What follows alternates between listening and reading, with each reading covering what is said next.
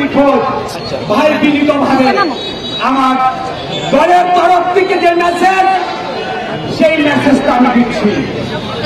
বিজয়ের আনন্দ হবে, পরাজিত যে শক্তি, এই শক্তিকে ক্ষমা করবে আইন।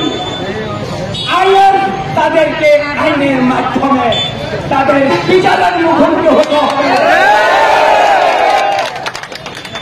তাদেরকে আমরা সংরক্ষণ করার দায়িত্ব আইনজীবী সংস্থা, কিন্তু আমরা আমাদের হাত দিয়ে, আমাদের চিন্তা দিয়ে, আমাদের কোন ইশারায় এই মুন্সিগঞ্জ জেলায় যদি কেউ সরকারের কোন আদেশ লঙ্ঘন করেন, আইনজীবী নিজের হাতে উঠিয়ে নেন, ব্যক্তিগত স্বার্থকে বিচরিতার্থ করতে চান, জাতীয়তাবাদী দল আমাদের নির্দেশনা দিয়েছে, এইটাই দায়িত্ব বিএনপি এবং রাষ্ট্র নেবে না।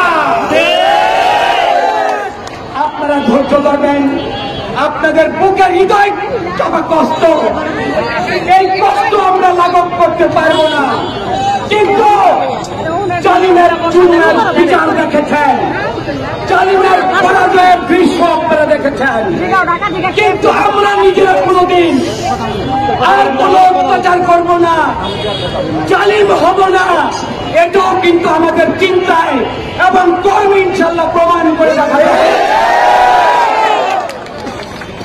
সাম্প্রদায়িক সম্প্রীতি শতভাগ নিশ্চিত করতে হবে।